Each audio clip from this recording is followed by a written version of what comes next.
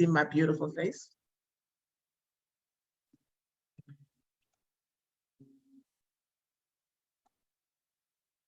So your brain on stress. That is what we're going to go ahead and talk about this month. Next month is going to be your brain on fear, and it can be addictive. So as we're getting started, I'm going to do what we call a needs assessment. And this is more of a self-awareness for you.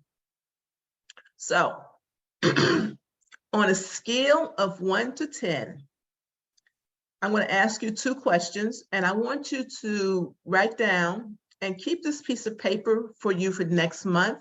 We're going to ask you the same question.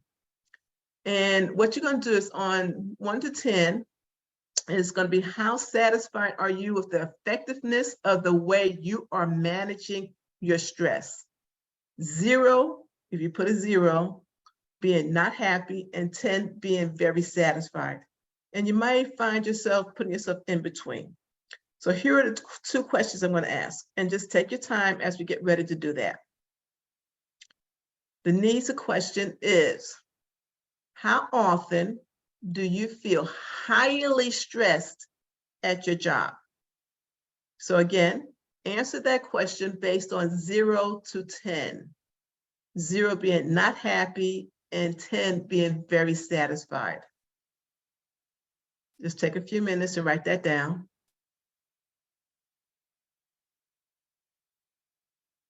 Okay, the next question is, how often do you have a difficult time relaxing? 0 being not happy at all, and 10 being very satisfied. One of the things in doing this is that we're looking at the fact that, 1, the effectiveness of the classes that we're having, and if it's helping you to better manage your stress, and learning different techniques in how to relax. So keep these numbers this time on hand so that when we ask you these questions next month, we're hoping that your numbers will start changing. So one of the things that we're going to talk about is the ACT model. And it is the acceptance commitment therapy, and it's a well-used chart and ability to help challenge what's affecting our lives and how we learn and deal with things in life. The first pillar is open. And what that is learning how to be open to understanding and looking objectively at your thoughts and behaviors. It's almost as if you're watching a storm through a window versus being in the storm. A lot of times when we're being stressed, we become so enthralled with what's going on and everything else. We get sucked in. It's like being in a storm. We're getting wet. We're getting blown on and everything. So everything is kind of whipping us around. And so what happens in this pillar 1, we want to go ahead and to not allow that to happen, but to allow ourselves to kind of look objectively of what's going on. And that's also in the preludes of mindfulness, is being aware of different situations and how that situations are affecting us on a daily basis. So by using this particular model and our behaviors and everything, we wanted to start learning how to get out of the storm, get in a protective environment, and look at it from a safe distance. Also in the pillar 1 is what we call cognitive diffusion. And that's looking at our thoughts rather than from them. How many of you kind of looked at and you kind of go through a whole bunch of different things and you become your thoughts? Okay. And so what we want to do is being able to stop that, not to allow that to happen any longer. So let's say, for instance, what if you were to go ahead and start letting thoughts come and go rather than holding on to those? Let's just let it go. And sometimes that's easier said to let those thoughts go because we have a tendency of holding on to those thoughts. So what we want to do is allow these thoughts to come and to let it go rather than on holding them. Because what happens is that we can become stuck when we don't do that. Because being stuck is not where we want to be. Because when you hold on to thoughts, repeatedly holding on to those thoughts, then those thoughts become a part of us. And it fuels the experience of stress over and over and over again. And these thoughts, they just become who we are. So let's say, for example, someone who somebody's suffering through depression and they just continuously say, I am a loser. I am such a loser. And while that was happening, by repeating these thoughts, they become our truth. You may not be a loser, but because you keep on telling your brain, you keep telling yourself, I am a loser. I am always so anxious. I am always so stressed. What you're doing is you're telling your brain, you're teaching your brain to saying that you're a loser all the time. It's going to always say, I am always anxious. I'm always stressed. So what we want to do in using this model is becoming more aware of these situations, understanding the impact, and start learning how we can make a change. So what we're going to do is kind of what we call a bullseye activity. And I'm going to give you these handouts at the end. I'm going to make these available to you. And you could do this self-assessment each day or whenever you have the time. And what's going to happen is that I want you to get a visual idea of where you are versus where we hope to be. And what you're going to do when you do this exercise, you're going to put a 4 X's in the bullseye, and it's just at first glance of where you are. So basically on the outside, you're going to say it's doing really great and everything else, or you want to get more towards your goal. And your goal is in the middle. So what you want to do in the middle is you say, I am living fully by my values. That's what's going to be in the middle. And on the outside circle is I'm acting very inconsistently with your values. So when you do this exercise, when you get these handouts later on, I want you to kind of judge where you're at right now. Okay? Your values, the core values of who you are is the center, and that's where you want to go. And the outside circles is kind of a little bit further away. Now, what we want to see eventually is that if you put on leisure, what you're doing for your me time, what are you doing in your relationships or your personal growth and health, wherever you are now, as we continue learning how stress and lifestyle livings, you want to start seeing you getting more closer and closer towards your goals. And then you're going to go bullseye, and you're hitting your target, you're hitting where you want to go. And so it's not a test for you to go ahead and say, yay, but it's reality. So be truthful when you get this activity sheet and kind of do it on your own, okay? So let's get started on the science of stress. We're going to look at this quick video. It's about 4 minutes long. Just want to make sure you can hear it. Okay.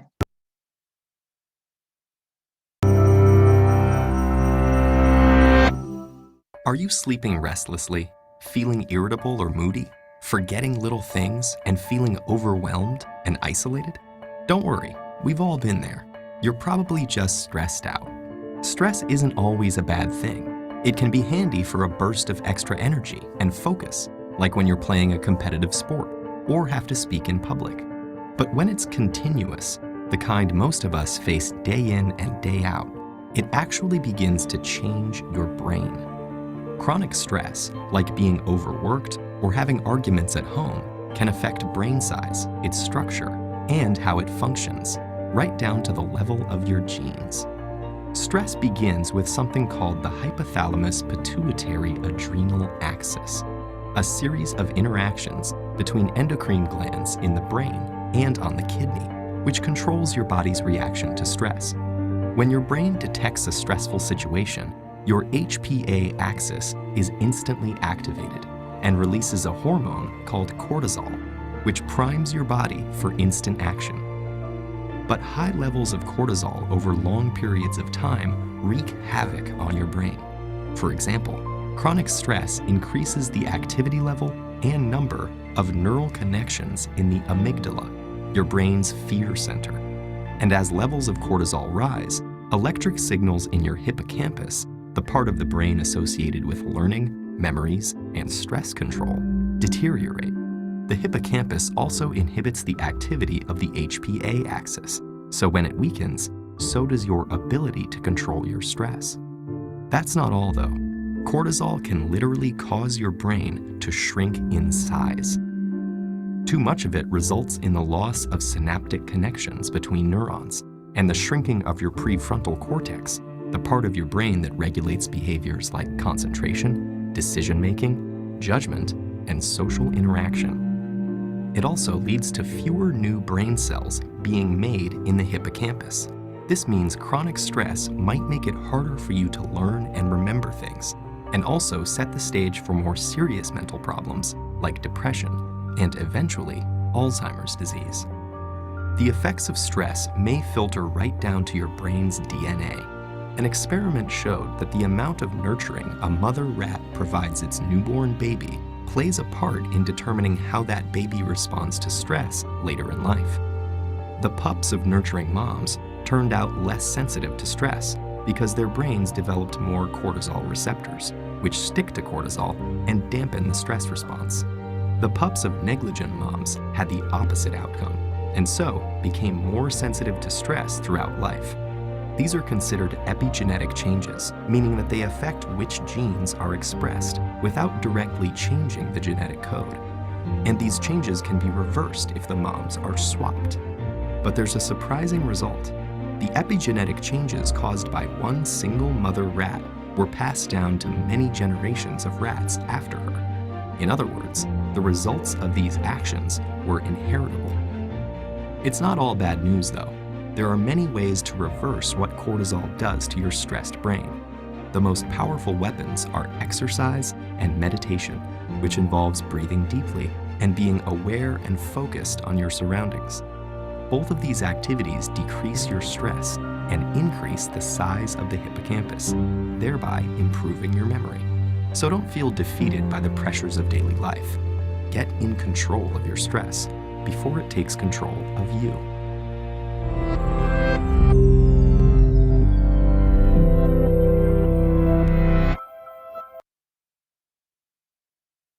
I love that presentation for several reasons, really. I love that presentation because when you think about it, I've studied, I've been in the science business for over, I hate to say it, almost over 40 years. My first degree was biology and pre-med. And then several years later, after retiring from the military, I went back to school to become a nurse. But anyway, Wade was talking about our behaviors and what we do impacts our brain. And also starts that starts impacting the nervous system, which then at the same time, it will start impacting our genes. And then that goes from one to the other, to the other, to the other, as far as within the family members. And so a lot of you may be getting kind of discouraged. Don't get discouraged, because understanding now this, you do have resources that can help you from what they was talking about, the impact of stress on the body, as far as lack of memory, being able to understand, learn new different things, and ultimately to the Alzheimer's disease. So doing that, I think you have a choice. You could go ahead and continue to say, well, let me go ahead and take something to help minimize it that is not really doing much, or ignoring the signs and symptoms of what stress is doing to your body and just push through it, or do something to kind of help relieve it. So one of the things that we're going to do is talk a little bit on this another 4-minute video. It's going to talk about some mindfulness things that you can do to help with the body. Welcome to Mindfulness Neuroscience Animated, sponsored by the Integrative Health Convention. What if you could know how the mind worked, so that you could make it work even better with a simple brain training exercise? The exercise is mindfulness meditation, and the following video will explain simply the current neuroscience research on how the brain works normally, and how you can have the power to change it with mindfulness meditation. There is emerging evidence that mindfulness meditation causes changes in the structure and function of brain regions involved in the regulation of attention, emotion, and self-awareness. Functional MRI studies of the brain show that when someone is daydreaming or just not doing anything, our brains show consistent activity in certain regions. Some studies suggest as much as 45% of our time is spent daydreaming. These areas together are called the default mode network, or DMN. The interesting thing about the default mode network is that it involves parts of the brain responsible for thinking about yourself and rumination, areas which are correlated with some mental illnesses such as depression and anxiety. One of the interesting brain areas making up the default mode network is the amygdala, the region of the brain largely responsible for the fight or flight response, and is seen to be more active when people are stressed. Just as the brain has a default mode network when we are daydreaming or not thinking about anything in particular, it has an opposite network of brain activity known as the task positive network, or TPN, that is active during attention demanding tasks. Only one network can be active at any one time. So in summary, the default mode network can be said to be a ruminative network. It directs our awareness to the past and future while largely ignoring the present. And while the DMN can be used responsibly for planning and organizing, we must be wary of the negative aspects of it.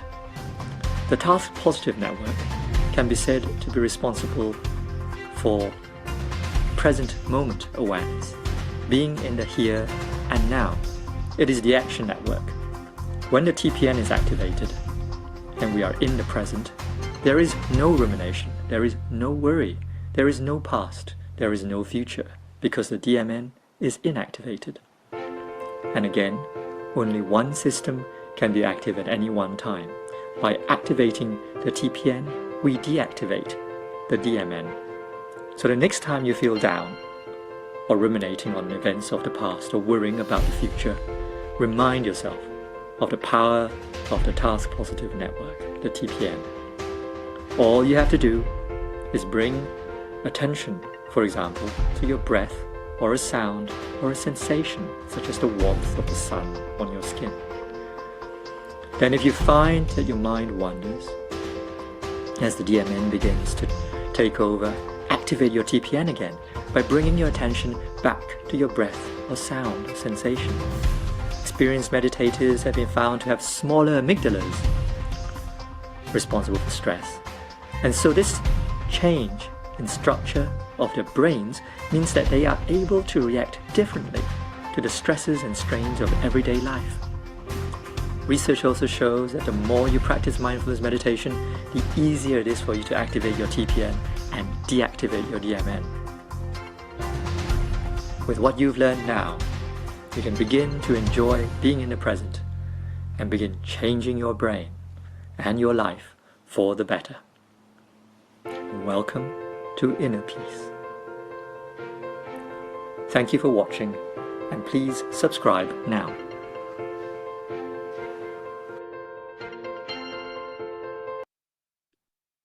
So great. So one of the things you could take from that, how many of you think you go ahead and think positive and negative at the same time and get results? Based on that video is telling you cannot. So one of the things you want to be able to do is become conscious of your thoughts and the impact of those actions and your response. Because what we all want to do is turn on the positive parts of the brain, because as you've learned from the previous video, is that when you allow yourself to be constantly stressed and you keep doing everything in the opposite direction of productivity, it damages your lifestyles. It causes you a lot of problems, not only yourself, but also your family members. So what do we want to do? We want to connect the thinking brain and the feeling brain. And by doing that, it's kind of like being more aware. And that's where we had those exercises in the beginning of this presentation. And this is something that you should be doing, you should try to do on a more regular basis, especially if you're finding yourself always stressed, having a lot of illnesses relating to your stress. And some of that is irritable bowel syndrome, autoimmune diseases. Even diabetes has been found to have been caused as an inflammatory response. An inflammatory response is also caused by stress. And so, and also, who wants to be out of work all the time because you're sick? And because of all the different things that, it takes out of your fun, it leaves more of a workload for your fellow coworkers because you're out sick. And it's because your body, that's how your body responds. And I don't think anybody wants that. I really don't think so. So what we're going to do is start learning, and we have learned in the past, but we're going to start doing some more exercises and activities that you could do on your own. And so we can go ahead and connect both the thinking brain and the feeling brain. So one of the things that we're going to do is learn a little bit more about the vagus nerve. And at the time when I was in the science field many years ago, the vagus nerve, we didn't know a lot about it. And it was just something that was from the brain to the lower parts of the intestinal areas. But now they're finding out that the vagus nerve has more of a response to the body-brain connection. And because of that, it has many functions in helping you to manage your stress responses, keeping your inflammatory responses under control, and actually promoting the formation of neurotransmitters. Some of you may not know, but your brain can create new neurons. New neurons helps the productivity of your brain. And of that productivity, it also helps more of the productivity within your body and your body's response to living and having more of a productive life. So you could put your thumbs up to say, hey, who wants that? Who wants more productivity?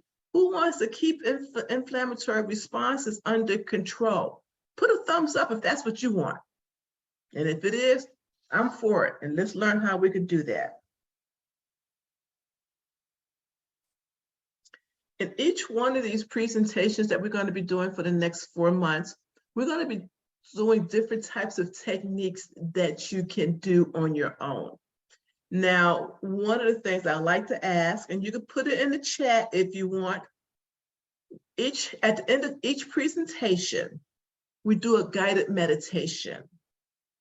Now, my question is, how many of you, if you've been following us and participating in these presentations for a while, how many of you go back to the recordings and go through the guided meditation? How many of you practice some type of guided meditation on your own?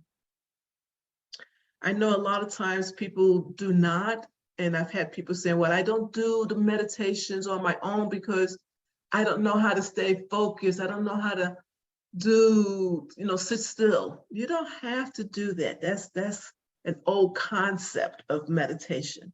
And it's also an old concept of what you can do on an everyday basis to help manage your stress. So one of the techniques we're going to teach you today is what we call UIG breath. Now, this is something that's very simple. You could do it a few minutes each day. You could go ahead and do it when you're starting to feel stressed or getting ready to do a meeting, or you're getting ready to do a project and it's kind of getting you all out of sorts. Doing this breath can help, because this breath itself helps to stimulate your vagus nerve. When you're stimulating the vagus nerve, that is actually starts calming your body and your body's response to stress. So what I would like to do, and you can do it with me, and you can do this breath. And then afterwards, we're going to go ahead and do this breath during our meditation. Okay? So what I want you to do is I want you to just kind of sit up straight in your chair. And if you're listening to this video in your off time and you want to lay on the floor or something, make sure you're kind of comfortable. So what you're going to do is you're going to take a deep breath in using your diaphragm. And as you're going to do that deep breath in, and then you're going to, as you're exhaling, what you're going to do is kind of constrict, tighten the muscles around your throat, and almost making it like a snoring sound, or a sound that's like the sound of the ocean. So I'm going to go ahead and do that, and then you can go ahead and we can do it together. So I'm going to inhale.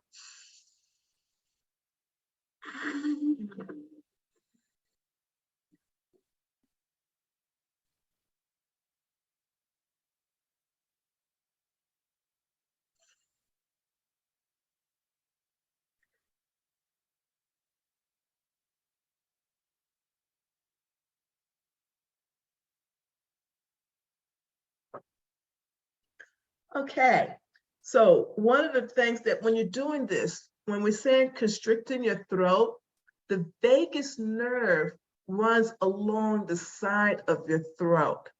And so now by doing that constriction and doing that vibration of constricting and breathing out, you're actually vibrating your vagus nerve. And you could do that several times. And when you're doing that, that helps calms your body. Okay, so being able to do that, it'd be great. So let's go ahead and just do that 2 times together. Okay, you ready? Inhale. Exhale.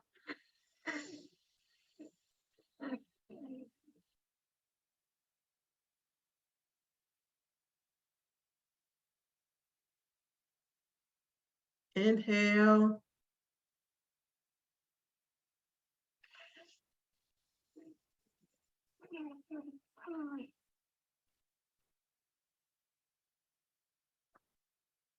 Okay, so you could do a thumbs up if you're still on with us on this video and hasn't stepped away from your desk to take a phone call or something. If you tried that and you felt a little bit different, just give a thumbs up, okay?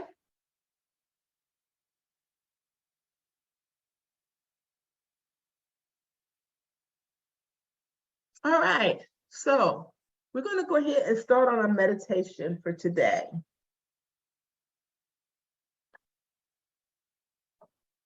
All right, so as we're getting ready to get started for this guided meditation, what I want you to be able to do is to get yourself in a nice, comfortable position. And again, if you're in the office trying to do a few minutes meditation, great, during your lunchtime. If you're going to go ahead and listen to this video when you get home, once it becomes available, make sure you're sitting in an upright position, basically with your back, if you're sitting in a chair, square against the chair. I want your feet to be relaxed and touching the floor. So if you have a chair and your feet are dangling, that's not a very good way. So you want to be kind of grounded, so having your feet touching the floor, relaxing your chin and your head, and kind of, if you want to keep your eyes open, you can. If you want to have a downward gaze, downward, you can do that too as well. You can place your hands gently in your lap, and before you get ready to do all of that, make sure you tell your family members if you're home, or your co-workers, put a little bit of sign on the outside, because your lunch break, I am meditating right now. So let's get started.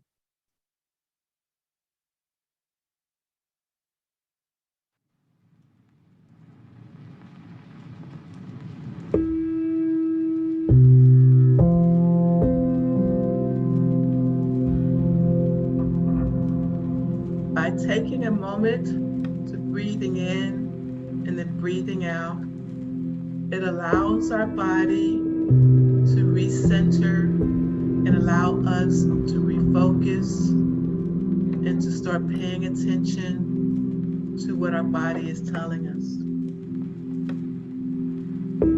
So as you're sitting comfortably in your chair or laying down on a nice comfortable floor,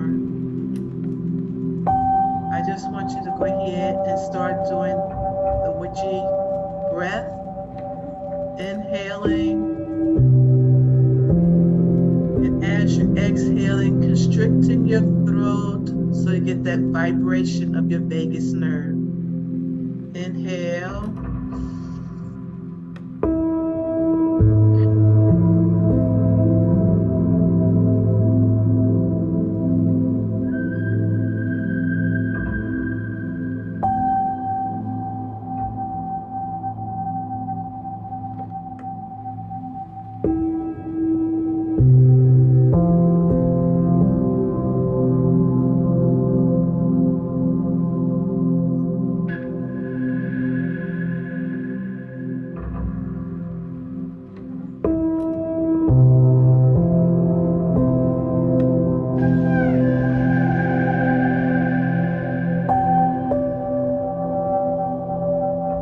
As you feel your body with each breath, you can start breathing normal at your own pace. Feeling yourself becoming more relaxed with each breath. You're breathing in and breathing out. Now let's take our focus on our feet. Just be aware of any sensations in your feet, your toes, along your ankles. Don't try to understand it, but just like in a mirror, just observe the sensations that you're experiencing. With each breath, you may find yourself relaxing more and more. As we move up towards your calves, breathing in and breathing out.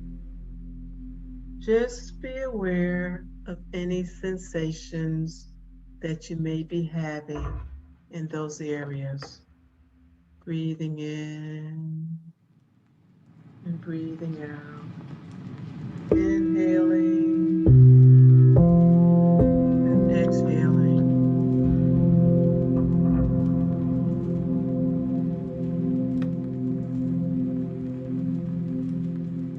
Moving up towards your thighs.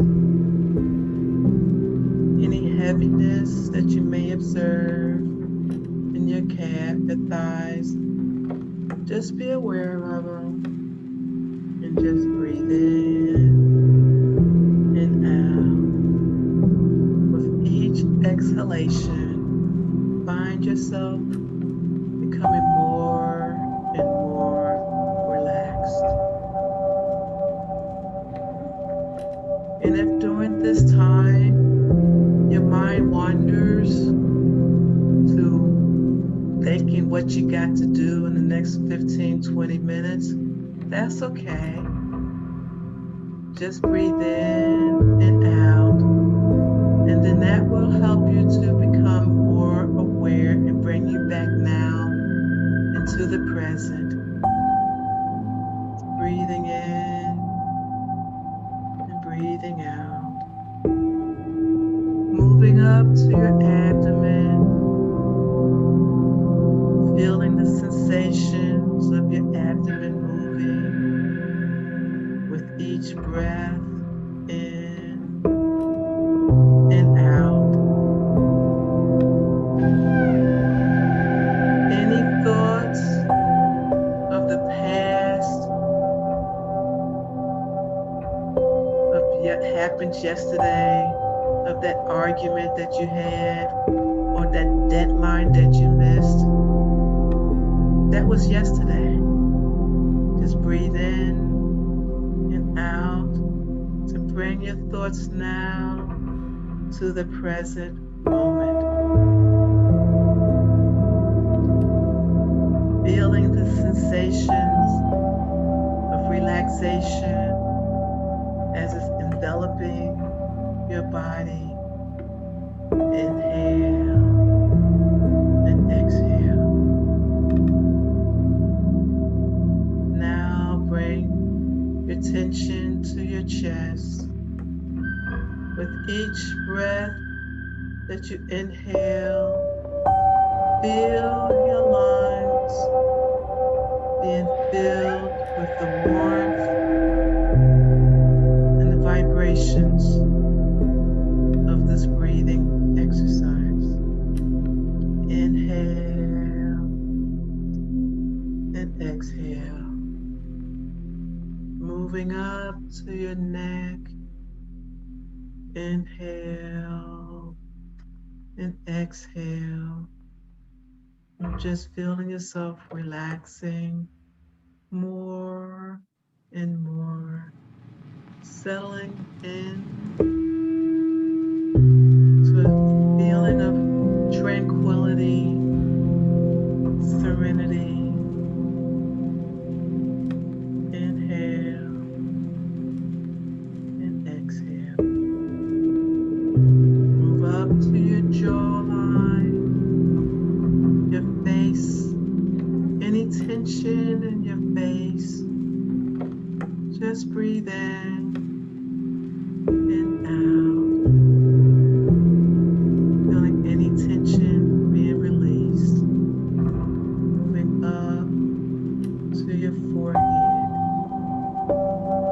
Now envisioning your body being surrounded by a warm light. Just breathing in and out.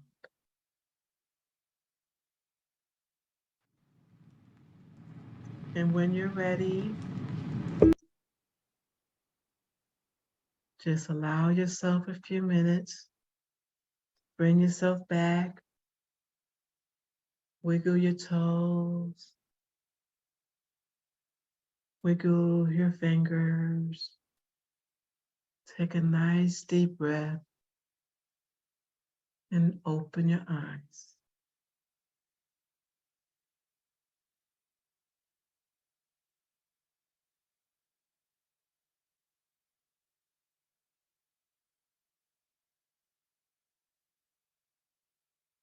Great. So I'm just going to talk about the last exercise that we're going to be giving you. It's going to be on a handout and have all the instructions on it. And it's called the 4 squares for stress activities. And what you're going to have is you're going to have a, on there is going to be a square, of course. That's why I call it the 4 squares. And in that, in the boxes, it's going to have entanglement with thoughts and what memories, worries, fears. And I want you to go ahead and jot all of that in information in that square. And life draining actions. What are you currently doing that makes your life worse in the long term? And so I want you to fill those things out and consider the thoughts, feelings, and actions that are affected by your stress levels. This is more of a tool to make you more aware. And you could use this of any like problems, challenges, or issues. However, what you want to do, stress is the issue we're going to do and use this for. And so as you fill in the squares, think of what you know about how these things impacts your life. So by writing them down and seeing how these things are impacting you, when you start working on what we call the TPN, as we saw in that video, when you start seeing these negative things, which is your DPN, those things you're going to have to become aware of it because they're increasing your stress level, and then start thinking of positive things that you could do, whether it's running, doing the breath, if it's, doing meditation. But the one thing you have to do is be self-aware. And so, and like I said, you're going to get all of these handouts and at the end of the presentation. And if you're really interested in helping to minimize and take care of your stress, I would suggest that you do these exercises because we're going to talk about it each time we have one of these classes for the next 4 months. The first few minutes is going to be talking about your needs assessment and what you should be able to see over time, that between your 0 and 10, you may start seeing yourself, especially if you find yourself at a 0, which is like totally unhappy. Eventually over the 4 months time, you may find yourself at a 7 or an 8, or maybe at a 10. And then also when you start doing the bullseye activity, that's going to help you to really look at your values and what you want to do to achieve those things.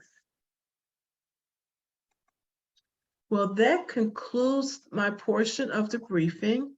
Do we have any questions? I'm just going to stop the recording just in case there may be something sensitive that people want to ask. And in doing that, does anybody have any